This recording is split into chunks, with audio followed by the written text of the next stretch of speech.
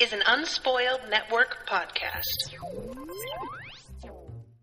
This is Spoil Me, covering The High Lord by Trudy Canavan, chapters 36, 37, 38, 39, and epilogue. In these chapters, that I was not expecting. It didn't even occur to me, honestly, that Akron wasn't going to make it to the end of the book. It didn't even enter my head. I feel like I should have seen this coming, but I didn't at all. Well, also, once again, birth control has to be the woman's job. Welcome to Spoil Me.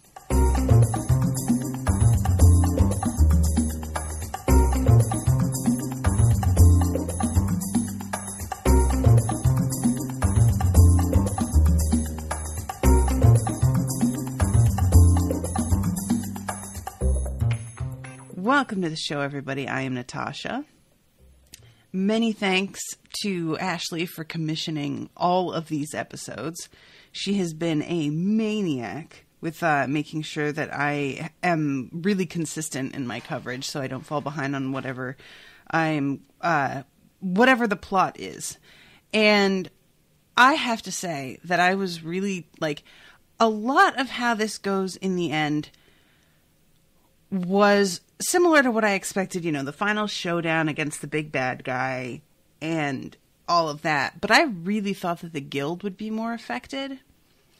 And I really thought that they were going to wind up defeating Kariko using the healing method, which, all right, so I'm going to back up, but I'm going to tell you once we get there about how I'm feeling about this. So I'm not sure about it, to be honest.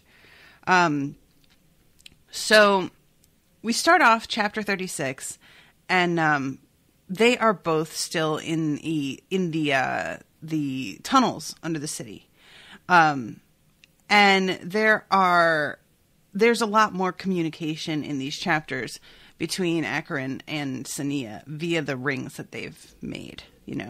They made those several chapters back, and they were trying to be careful not to use them all the time. I was really, honestly, pretty surprised because I expected there to be more of a moment of her feeling the way that he cares about her, and that actually doesn't happen.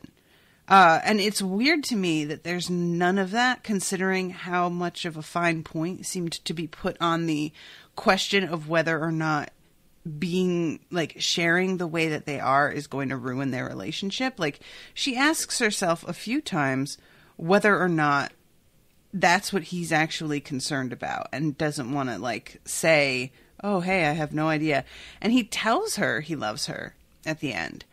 But it's not there isn't the kind of indirect and therefore slightly more believable, for lack of a better word, confirmation. And when I say believable, I mean that anybody can tell you anything, but when they're not guarding their thoughts, you're going to get much more accurate information from their head. So I really thought there'd be a moment where she was where he let his guard down a little bit, whether that be on purpose or not. And she would get to really see the way that he felt. And while I'm not shipping the two of them, you guys know that I don't love this whole thing. I was really kind of confused by how much she worries about it, and then it doesn't actually wind up coming up again. And I kind of feel that way overall about these last chapters. There just seems like there's a lot here that is not wrapped up. And I don't mean not wrapped up in I don't need all the answers. I'm really fine, more than fine. Sometimes I prefer open endings that leave room for interpretation or are, somewhat ambiguous.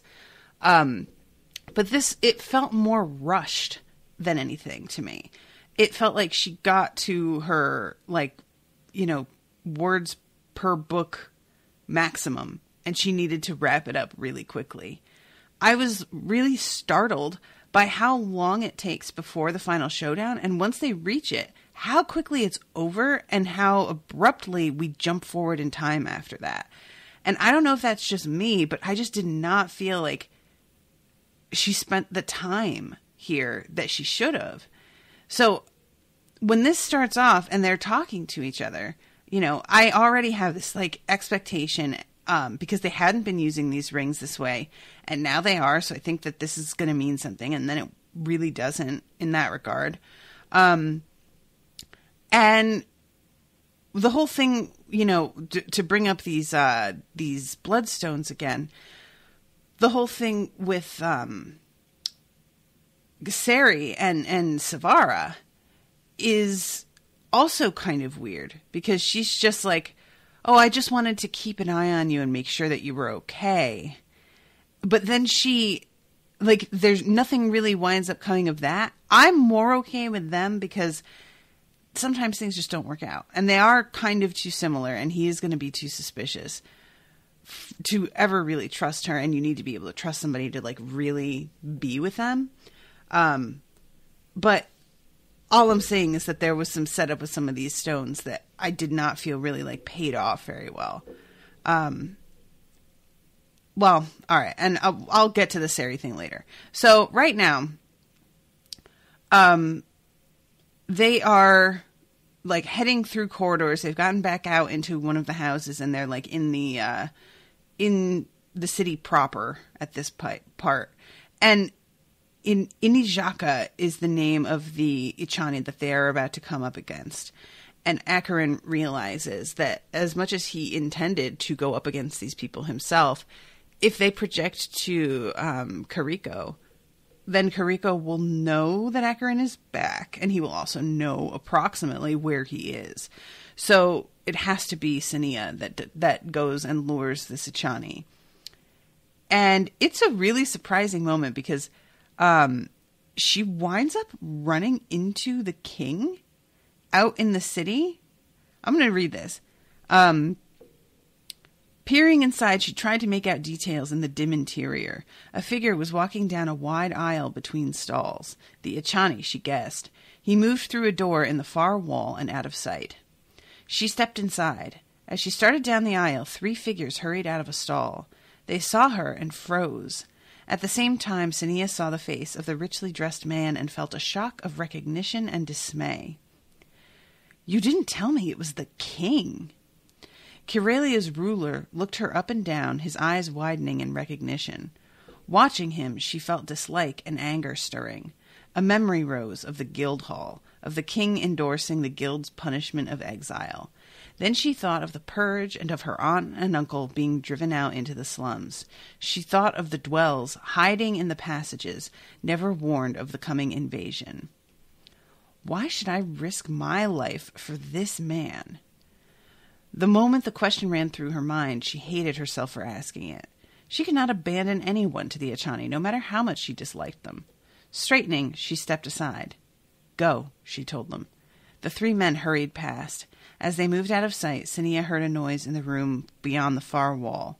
Turning around, she saw the Ichani returning. His eyes met hers, and he smiled. Okay, so this is another thing that I felt was really, like, set up here in this scene that does not pay off.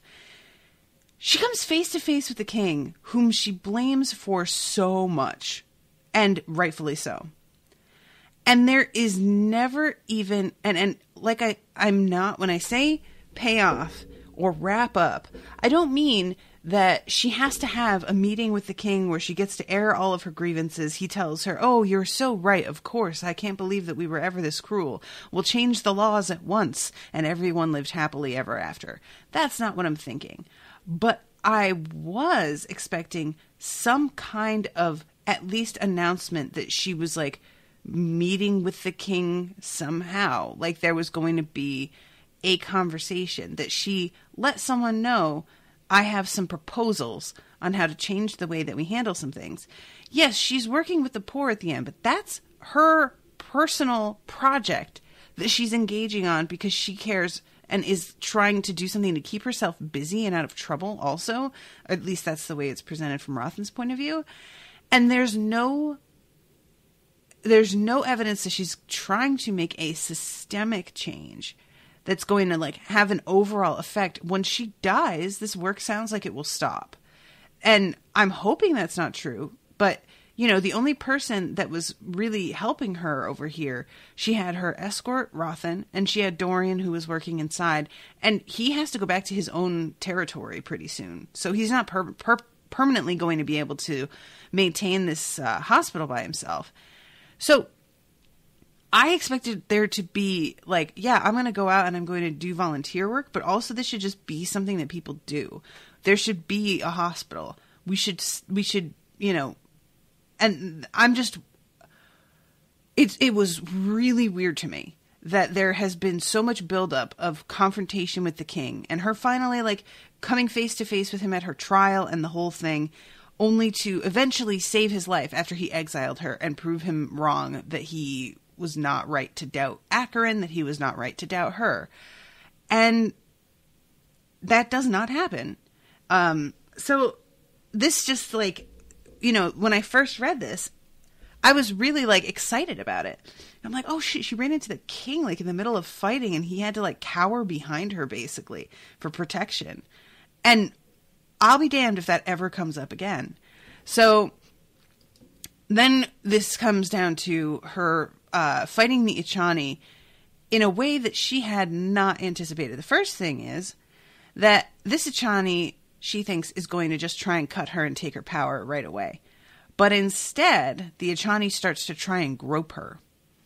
And she sees that he has this, like, face on that's really, like, he's got an expression like he's going to try something with her. And she starts to freak out because she's like,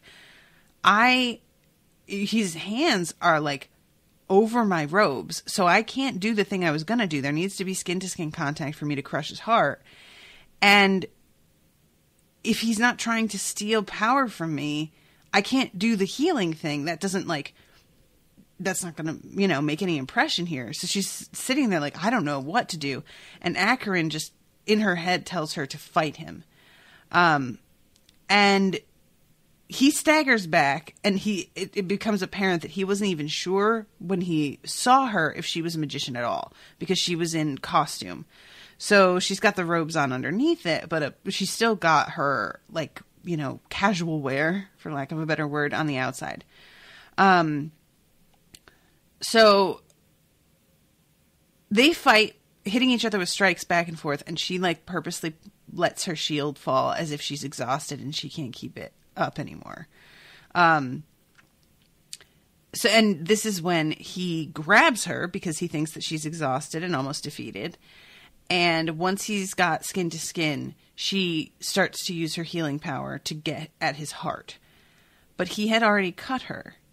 So as she's killing him, he's killing her. And she is only just barely able to get him before he finishes her off. But it is really, really close. She starts to go almost completely like slack in his hand because the power is draining out of her body. And she realizes later that she is like, next time she has to do the healing thing first. That's what she's going to have to focus on, because she can't risk somebody being able to pull power from her even a little faster than he was able to, because she would be dead. And she, again, uses black magic to steal his power away as he's dying. But she says to herself that she is never, ever going to use this power again after this is over. Which I feel like is probably not a wise thing to think to yourself, because I just have a vibe that maybe like that's setting yourself up to inevitably have to use it again. But I can be very superstitious like this. So, and he doesn't get a chance also to yell to Kiriko, like mentally, that he's dying. So that's another nice thing, because it's always good to not only keep Kiriko from knowing that another one of his allies is down, but if he projected that, he would also projected an image of where he was and maybe have given away their position. So we go back to Sari, and he is still at the end of the last chapter that we saw him in. He was running from one of the Ichani. Now, I had really expected that the Ichani was so drawn to Sari because he feels like magic coming from him. And I'm still not entirely sure that that's not part of it, because Sari has this bloodstone on. I don't know if the magician can sense that, but I did find it really strange that this Ichani is like really gunning for him. Can tell that he's there when apparently his friends couldn't, because his friends all leave and he's the only one that turns around and starts to head straight for Sari. I want to know what drew him. I want to know exactly how he knew Sari was there and was able to like follow him. So Sari winds up getting cornered, and he is sitting there thinking about whether or not he should just kill himself, because this dude is going to steal his life force out, and he doesn't want to. And also, you know, he's going to read his mind and find out about Sini and Acheron, and they've managed to keep it all under wraps for a pretty fucking long time, an impressively long time, to be honest. So he is like, maybe I should just kill myself so that he can't read my mind, he can't take my power. And he, at first, for a second, he's like, I can't do it. Nope, I can't do it. And then a second later, he's like, what the fuck? I'm going to die anyway. Look at this guy's face. I may as well just do it. And he's about to.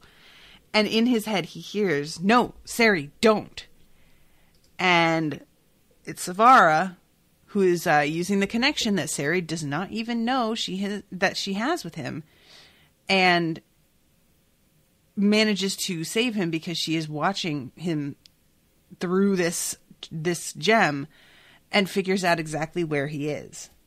And Harikava is the name of this Ichani, and Savara faces off with him here, and says, we're not making our own claim, we're merely watching. Which I'm just like, what exactly does that mean? Like, I just feel like okay, well, I'll go to that in a second. At this point, the Ichani is starting to back away, and Savara finally says, I'll be long gone by the time Kiriko gets here, so go ahead and tell him if you feel like it. And this dude bails. She doesn't kill him. She just lets him leave. And I guess I understand her not killing him in the, like, we're just watching and not taking an active hand. But it seems strange to me that she was willing to kill the slaves that were coming into the city and you know, going around and murdering and stealing power. Like, what is the difference in doing the one versus the other? This guy is much more dangerous than the slaves were. Does she just think that she isn't a match for him? I thought she practiced black magic herself, because I thought they all did.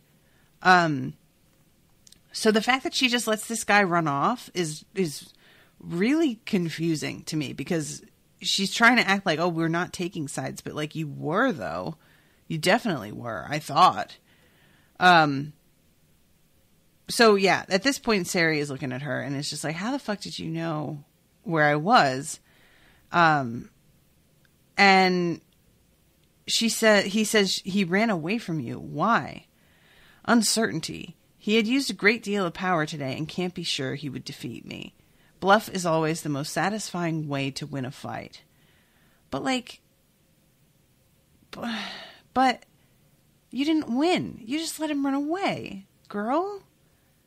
Martin is saying political nature in case the Ichani win.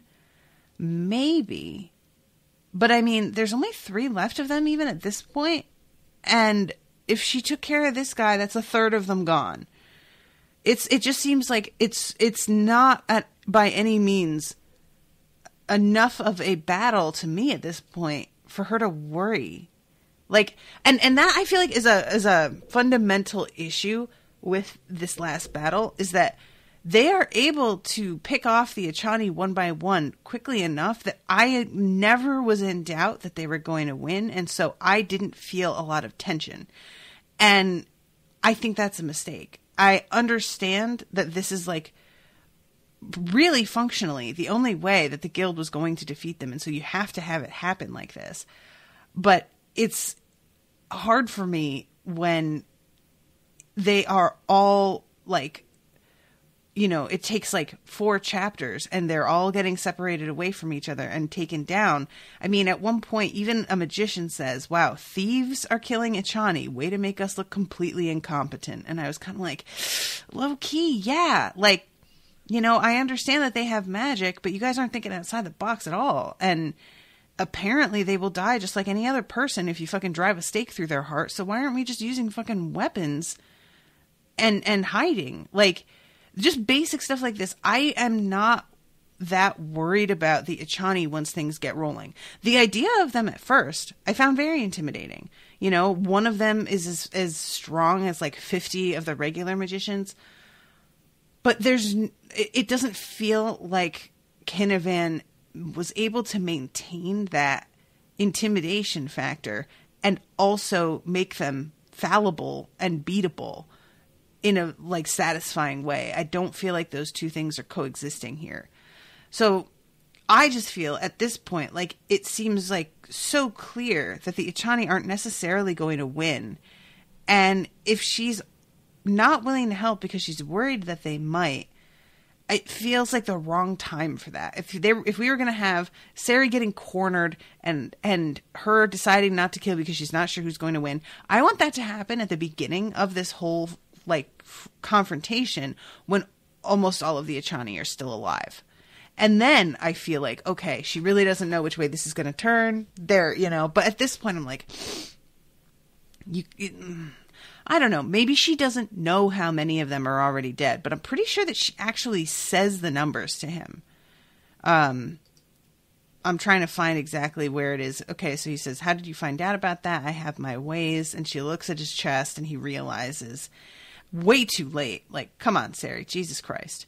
And takes off the pendant and throws it away. And it's just like, I can't believe I fucking trusted you. And she says, I've known about Sania and Acheron since I gave you that pendant. Have I revealed them to the Echani? No. Have I used this information to bribe you? No. I have not taken advantage of your trust, Sereni. You've taken advantage of mine. Girl, go fuck yourself. I have not taken advantage of your trust by giving you, against your consent, a gem that would allow me to see inside your fucking head. What are you fucking talking about, you psycho? I haven't taken advantage of your trust. That in itself is taking advantage of his trust. What you did with the information you found out about, you don't get fucking cookies for that. Get out of here. She says, you told me you would keep me informed if I gave you advice on killing magicians, but you have kept much from me that I needed to know. My people have been looking for Acheron and Sania in Sachaka. They intended to help the former High Lord take back Kyrelia from the Echani. We do not want Kyrelia ruled by Kariko and his allies any more than you do. So, again, I don't understand. We intended to help you, but I'm going to let this fucking guy walk away. And then he says, you and I have deals and secrets we can't give away and people we must protect. I respect that about you, but you didn't respect that about me. You shouldn't have done that to me. I know why you did it, but it doesn't make it right. When you gave me that, you made it impossible for me to keep my promises. Yeah, I mean, that sums it up. That's like a fundamental lack of respect. And just, you know, her trying to be like, well, I didn't do anything wrong. I got information and I didn't use it. Yeah. How did you get that information? That's the wrong part. What are you talking about? And he finally says, when all this is over, I might forgive you for doing that to me. Until then, I'm sticking to my own side. Don't expect any more. So yeah, I feel like this moment between the two of them, if anything, seems to be pointing more towards that she should have killed the guy before he walked away. It's just, I don't know. It's weird. And I'm trying to see if she actually says the numbers because I thought that she did. You are in no position to say otherwise. If I were you, I'd leave now. No, I don't think she does. I thought she had, but, yeah, I don't know. This just doesn't make much sense to me. So if anybody has any insight on that, just, get at me. So we also have what's going on with Daniel and Tyen. I'm going to sum that up because I found it weirdly stretched out considering how little happens.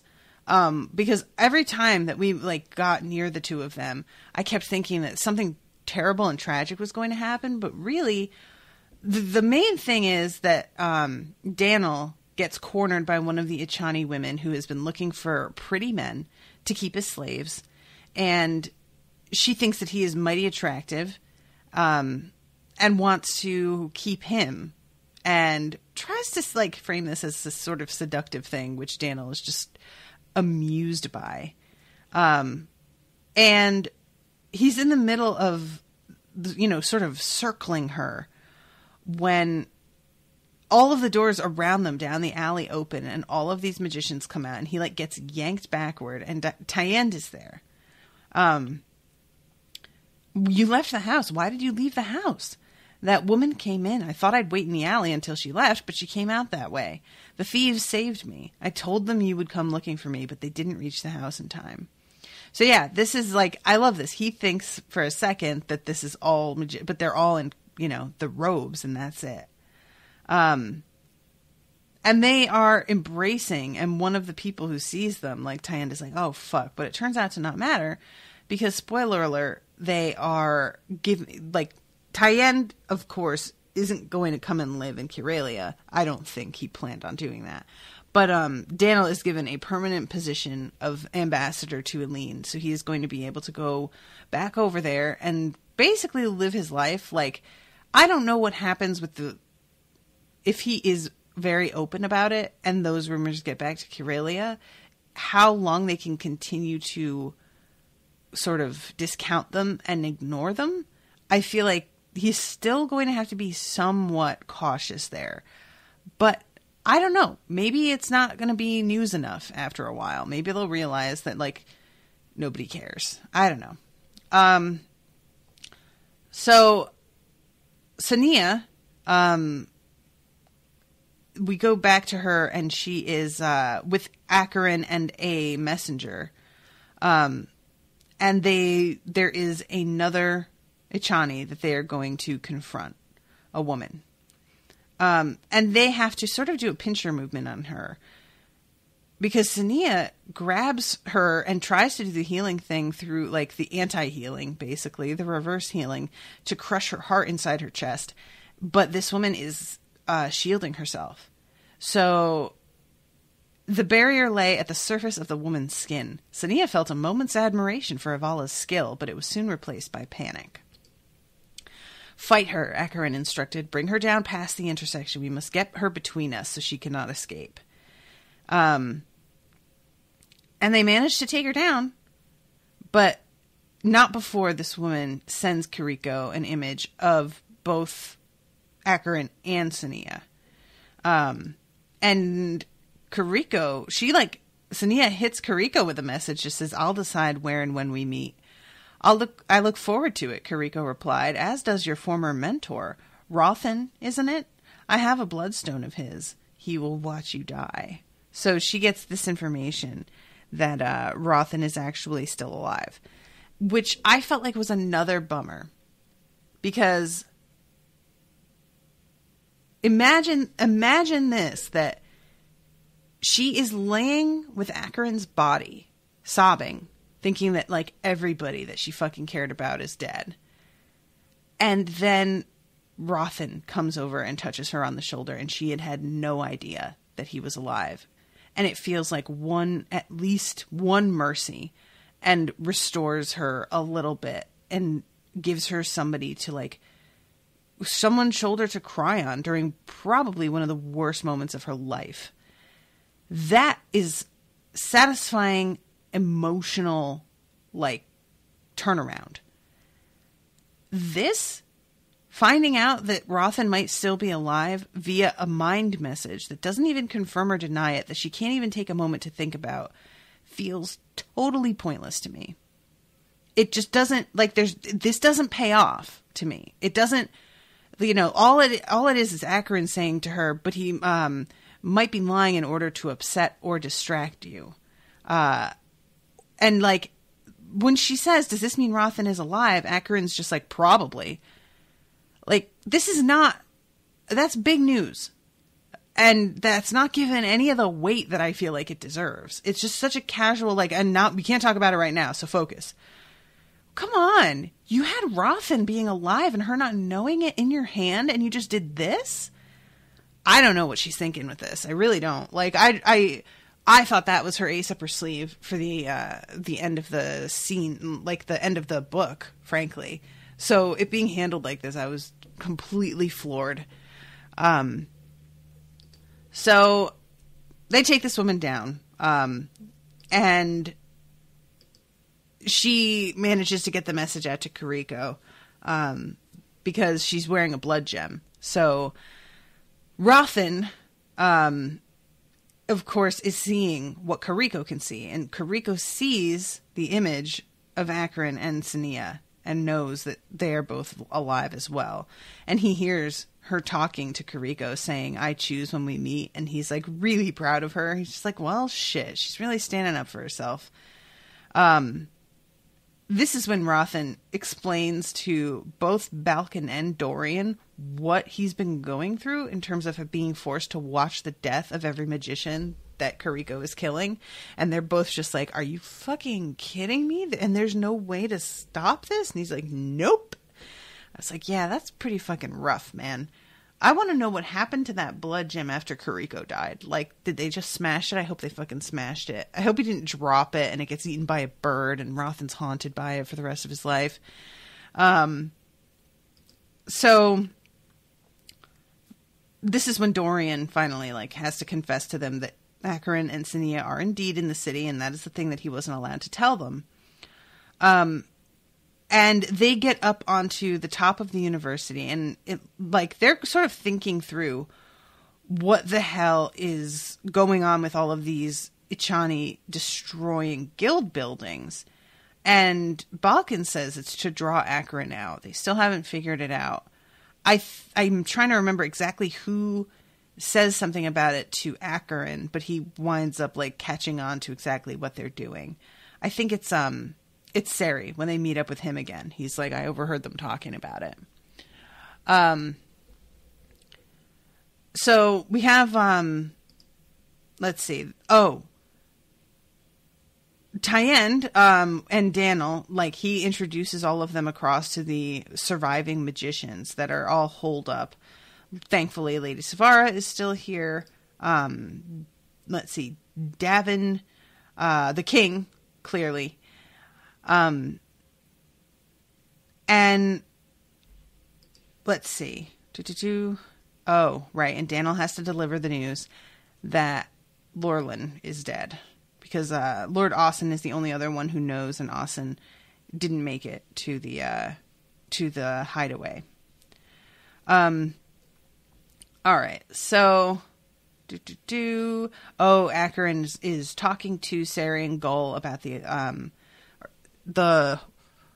magicians or the Ichani being able to take power from the architecture.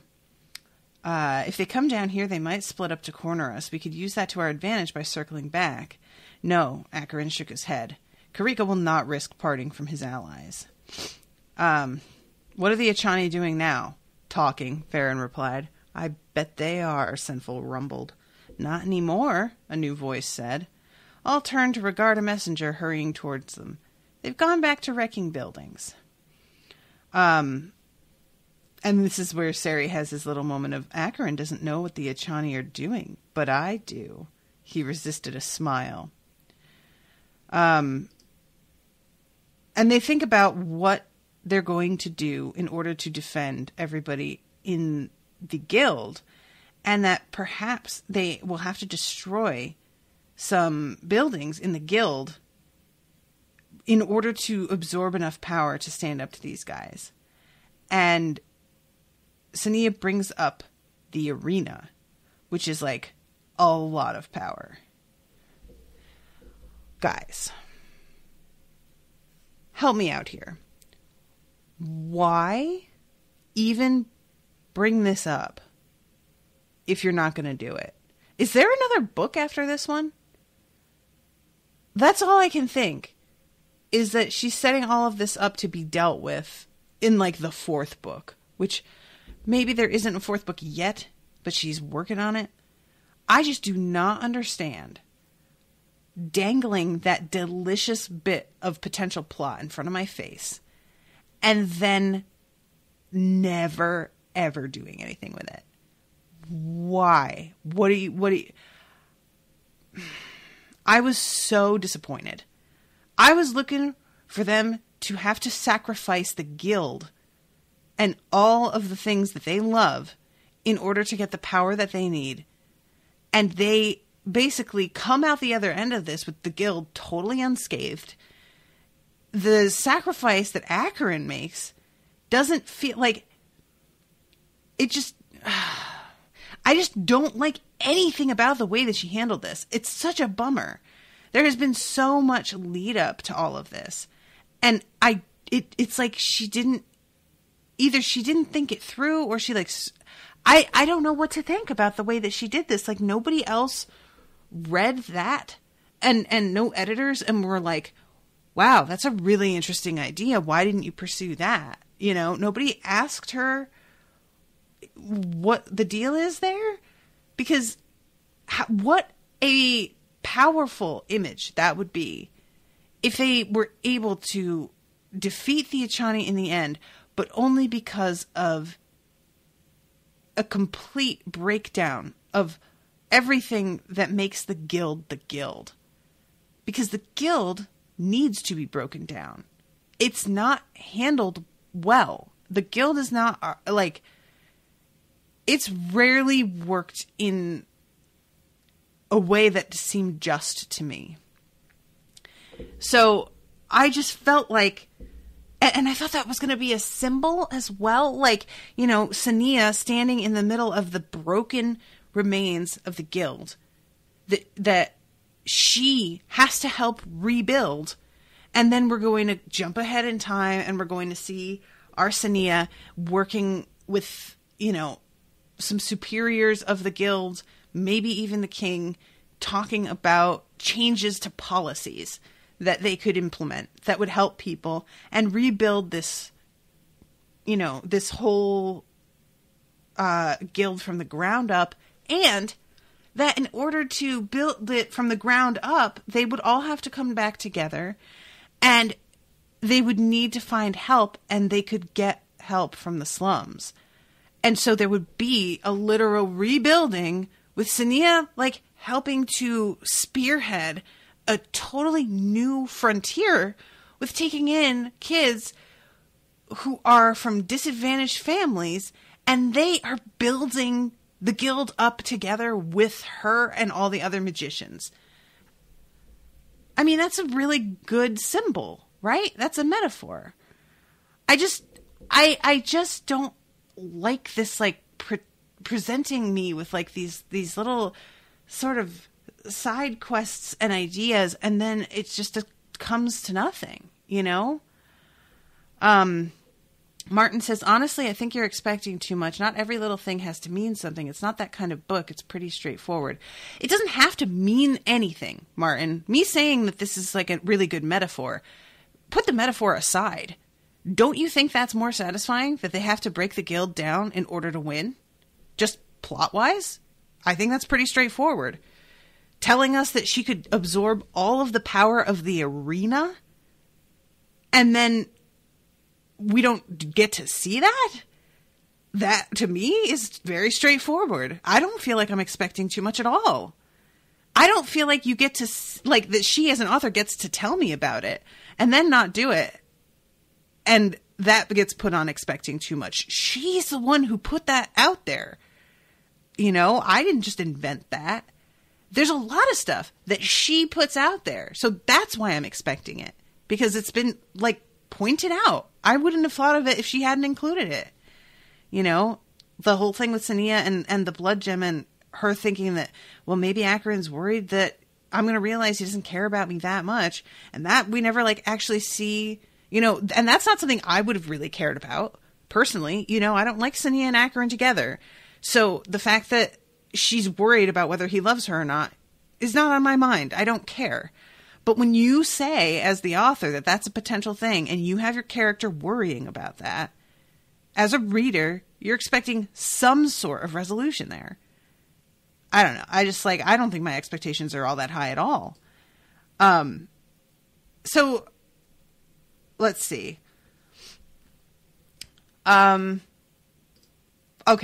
Chapter 38, The Black Magicians. She and Acheron are prepping together, putting on the black robes, the black magician's robes. And they have just a little moment together. And he says, Sania, if I don't... She put a finger to his lips, then pulled his head down so she could kiss him. And this is just really funny because even in this moment, I'm not at all considering that Acheron might die. Like, him being like, if I don't make it out, and I'm like, oh, come on, of course you're going to make it out. Like, it just doesn't even enter my head. That's the one thing that I feel like she really did well and caught me off guard with. So they go out into the, in front of the gates, I think it is, or in front of the university, because the doors have been closed for the first time in like a decade or... Oh no, the university doors hadn't been closed for centuries. That's what Rothan is thinking to himself, which I'm just like, damn. And they're able to go out and be like seen by everybody, which is a little distracting. I think Sania has to sort of tune it out because she keeps getting images in her head of what they look like from above. Like there's a fucking, like she has her phone in front of her and she's watching the feed from like a drone hanging out behind her. So we have the moment between, as this buildup is coming, Sari sneaks up on Savara, and they're all, they're watching from the woods. And this is when, Savara says, you and your friends have done well. If this is all that remains of Kariko's allies, perhaps you have a chance after all. So then we have Kariko shit-talking, basically. If you are such a master of strategy, why are you here? You must know you can't win. Can't we? Look around you, Kariko. Where are all your allies? Dead, I suppose. And you killed them. Some. You must be worn out then. Kariko glanced at the other Echani, then back at Acheron. What a perfect end to our conquest. I will avenge my brother's death, and at the same time, Sachaka will finally have revenge for what your guild did to our land. He lifted a hand, and the other Echani followed suit. Strikes flashed towards Sania and Acheron. She felt magic batter their shield, more powerful than any strike she had encountered before. Acheron sent a trio of strikes in reply, but all curved inward to attack Kariko. So they start to just hone in on Kariko, because I guess their theory here is that if he goes down, the rest of them are not going to be able to hold it together, which I suspect is true. And Kariko, at first, is kind of irritated by this, but eventually is like, all right, fine, I guess you're going to come after me, so I guess we'll deal with this. And Kariko sets a pretty smart trap. What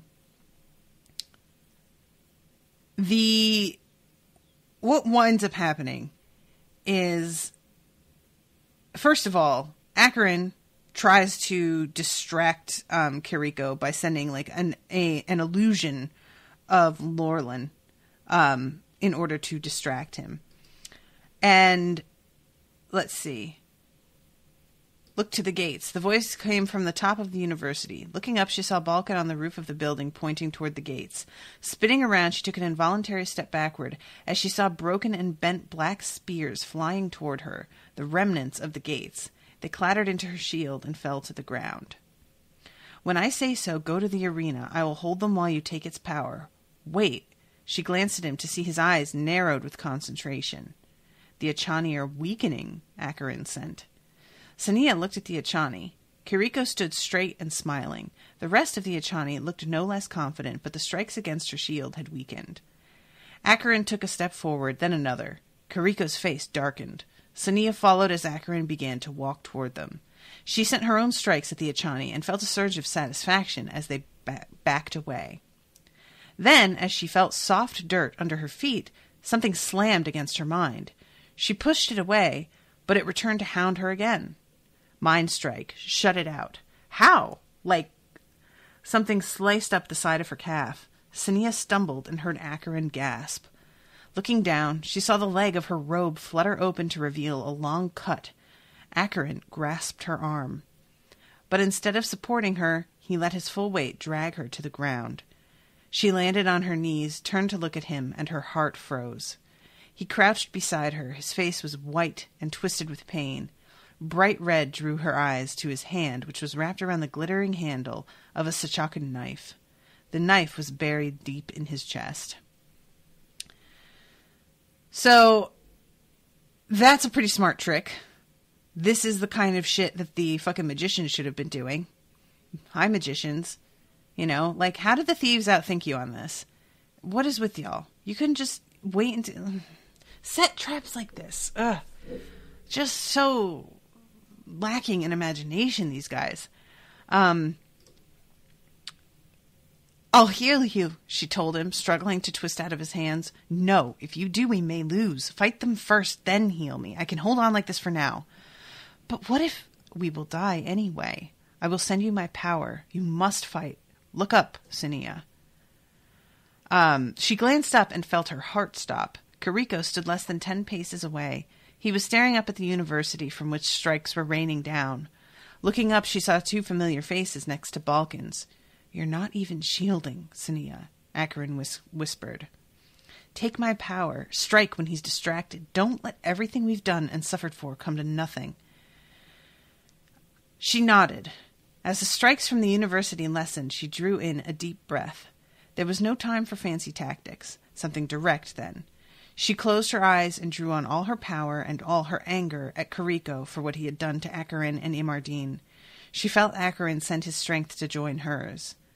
Then, opening her eyes, she focused everything at Kiriko and his allies. The Echani leader staggered backward. For a moment his shield held, then his mouth opened in a silent scream as heat strike burned through his body. Now, does that not seem abrupt to anybody else? She gets this, it's like, that just seems so sudden. I was not ready for it. And I figure that Kiriko's going to lose, and I figure it's going to be Sania who kills him. But it just seemed so sudden. I really expected there to be, like, at least more of a description of what it felt like to absorb the kind of power that she was getting off of Acheron, because it's like, obviously, since she's able to kill Kiriko this easily, that's more power than she's ever held. And, you know, I don't know, this just, like, the way this was written felt really anticlimactic to me. And this is when she turns and looks at Acheron and sees that he's, like, smiling, but his eyes are vacant. And she realizes that he's dead because he gave her all of his power. And that's, like, honestly, I was really surprised. It makes sense now that, like, you know, that's the kind of sacrifice that she is forced to make. Somebody that she loves sacrificing their power purposefully for her to take. And in a way, I like that. But I feel like we could have done something else more interesting before getting here. It just seemed very sudden. So, final chapter, 39. A new position. Rothan winds up being elevated to the position of head of the, what is it called? Alchemical Guild. Which he had not, it was so funny because he's reading about, I'm reading about his theories on who's going to get promoted. And the idea that he himself might be promoted never even, like, enters his mind at all. They're thinking about how to adjust the rules, since Sania survived, but she does know black magic, on what to do with her, how to handle her. And Balkan is doing that thing where he wants to have her under a similar set of rules as Lord Saren. But Rothan is like, we can't prevent her from ever leaving the grounds again. Like, that whole reason that she agreed to join the guild in the first place is because she wanted to do, like, charity work with the people that she used to live amongst. And let's see. I don't think she'll agree to any restriction. Yeah, okay. I suppose if we proposed she undertake some kind of charitable work in the city, it would give her reason to stay with us. Rothan nodded. That would also help us regain the favor of the people. We didn't prove to be particularly effective defenders. I've heard that some even blame us for the invasion. Surely not, Geralt exclaimed. It's true, Austin said quietly. Geralt scowled. Ungrateful dwells. Actually, it was certain members of the houses who expressed that opinion on their return to the city, Austin added, including members of House Perrin, if I recall correctly. Geralt blinked in surprise, then flushed. Is Perrin Regin's house? Right? Is that what they're referring to? Because Regin is his ward, ward? Is that the one? I think that's what they're referring to here. But yeah, I am not impressed with the magician's performance at all. Like, some of them seem to be decent people, but they have not thought things through. No, it's his house, if I recall. Regin's is Winnar. Oh, yeah, Winnar. Okay, so Geralt is his first name. I don't even know. Is Rothan's first name? What's his last name? I don't think I've even stopped to think about this until now. How weird. Surnames and whatnot. So then Lady Savara says, it would not be appropriate for Sania to return to classes. It is not wise for a healer to have only one teacher, however. I will assist as well. Rothan nodded, suddenly too overwhelmed by gratitude to speak. He listened as the others continued the debate. So, will we still call her the Black Magician? Pekin asked. Yes, Balkan replied. And what color robes will she wear? There was a short silence. Black, Austin said quietly. But the High Lords are black, Tilano pointed out. Austin nodded. Perhaps it is time to change the High Lord's robes. Black will always remind people of black magic, which, despite everything, we do not want to encourage people to think of as wholly good and desirable. We need something fresh and clean. White, Vinara said. Austin nodded. Yes. As the others voiced their agreement, Balkan made a strangled noise. White! He exclaimed. You can't be serious. It's impractical and impossible to keep clean. I enjoy that because, yes, white seems like a terrible idea in a practical sense, but that's pretty funny. Ashleigh's here. Sorry I missed most of the episode. Ashleigh, you're going to have to go back and listen to it because I am not impressed with this finale. So I don't want to go back through it all since I'm, at the end of my time. But I'll be interested to hear how you felt about it because there's just a lot that I thought got set up that didn't pay off. So it's a good sign, Vinara said, one that suggests we've chosen a strong set of people to be our higher magicians. You still haven't guessed, have you, Lord Rothan? He stared at her, puzzled by her sudden question. Guessed what? Congratulations. You are to be our new head of alchemic studies. Alchemic? But yeah, so good for you, Rothan. It's really adorable. He himself did not even occur to his own brain. But bless his heart. He'll be a very good head. So Sari, we go back to, and this is his goodbye to Savara. And she tells him, you need somebody that you can completely trust, and I'll never be that person. And no, you can't, because you tried to read his mind against his will. So guess what? She's trying to make it like, you can never trust me because you're so paranoid and you'll keep secrets. Maybe he can never trust you because you tried to read his mind against his will. Maybe that's what it is. Just saying. So she winds up taking off, and we have a little bit of him thinking to himself about all of the things that had changed over, the last few weeks. If the king did truly intend to end the yearly purge... Oh, okay, see, I didn't even notice this. There would be one less reason for the thieves to work together. I hope that's true. Deals had been made with useful and powerful people. Wealth had been stowed and information gathered. His position was strong. Soon he would find out if it was strong enough. So then we get the information from Daniel and Tyann about going back to Eileen permanently. So that's good stuff. And that's the end of that. And then we go to the epilogue. And this is when we find out that Cindy is pregnant. Because apparently, you know, this whole thing, she's first of all recovering from the grief, which is a very slow and never-ending process. You are never over anybody dying. Like, that doesn't happen. Unless it's just somebody that you didn't care that much about, you know. We all have relatives that we don't know that well.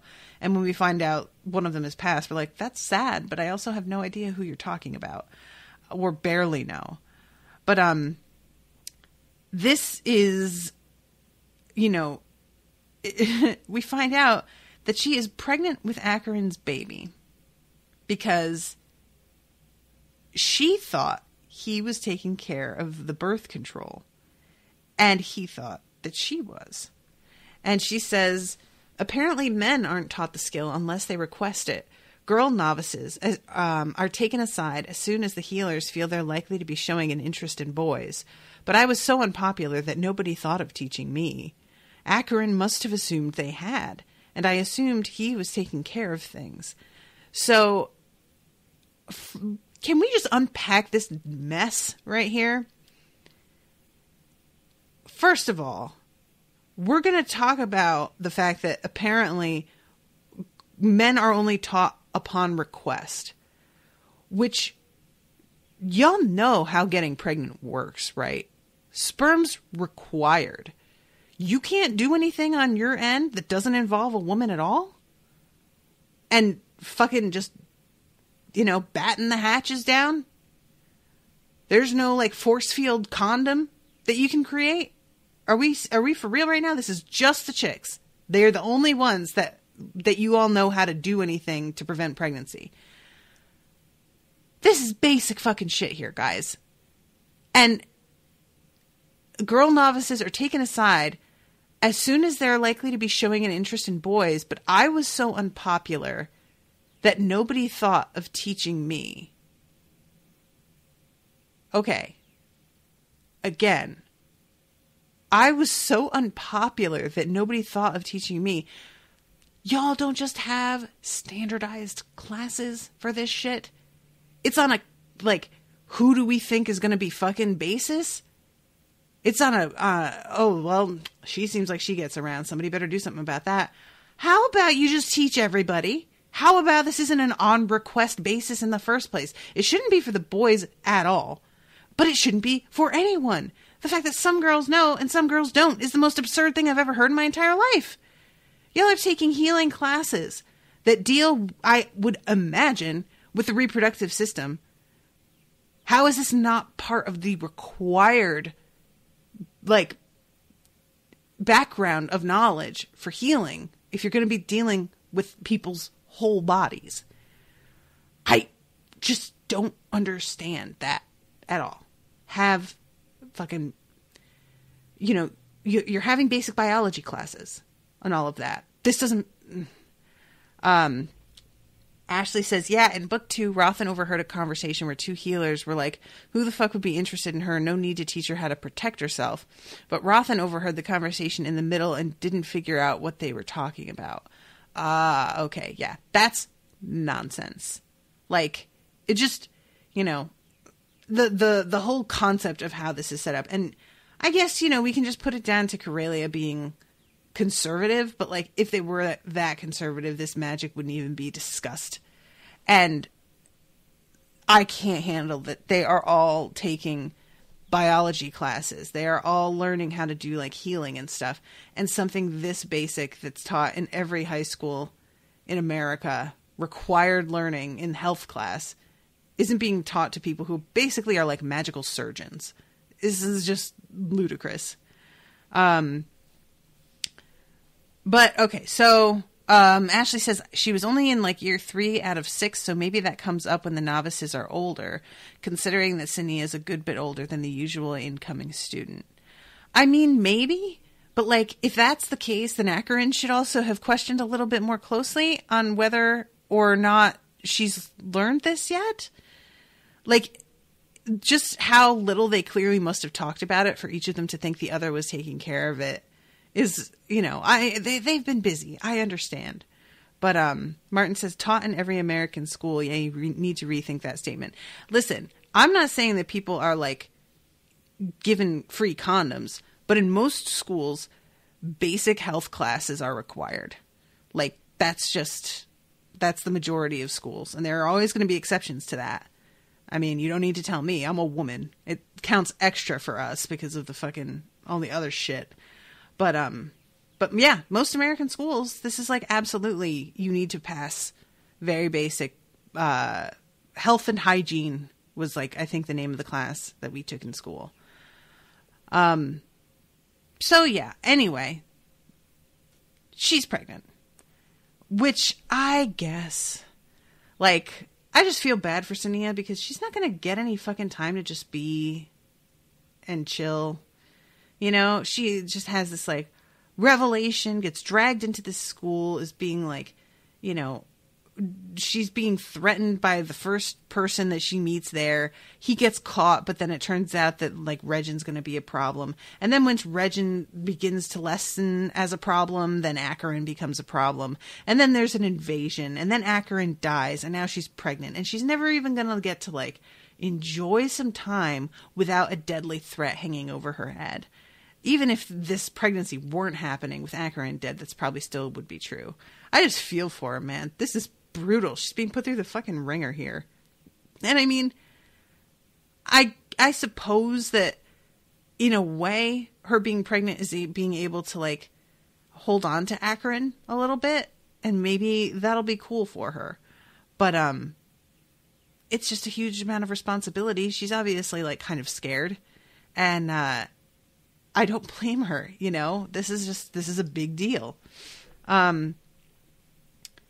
I think that perhaps these magicians aren't as smart as they make themselves out to be, says Jonna. Amen, Jonna. So you're to have a baby then. I can't imagine the child growing up with his or her head on right, surrounded by magicians. Sania smiled crookedly. Nor I. So will you reconsider? Jonna hesitated, then nodded once. Yes, we'll stay a while. So that's the end. So yeah, in a way, I'm like, all right, I guess that's cool for her that she still like, you know, has a piece of Acheron left, you know. But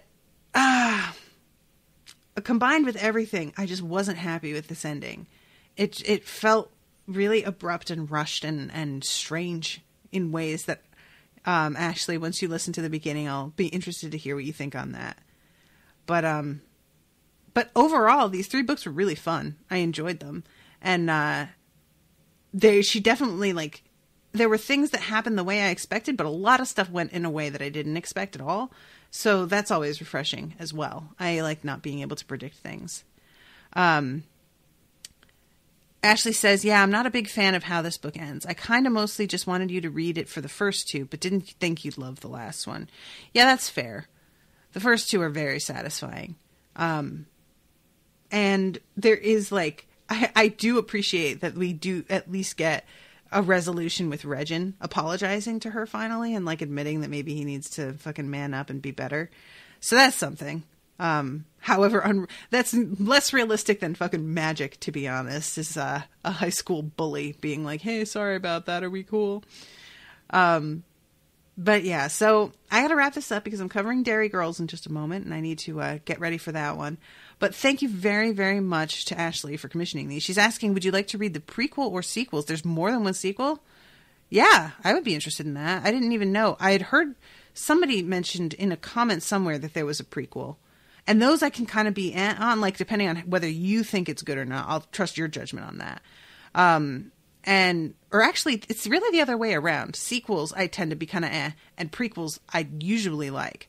But a trilogy of sequels, no shit. All right, yeah. Well, if you approve of them, I'll trust your judgment. Because since this didn't end in a way that feels satisfying, I feel like maybe that would help make up for it in a little bit, depending on how good they are, you know. But yeah, guys, so stay tuned for that. Maybe that'll happen. And thank you guys both for coming to the chat. I appreciate your company and your contributions to the conversation. And I will be seeing you soon, hopefully, with a new episode. Toodaloo, motherfuckers.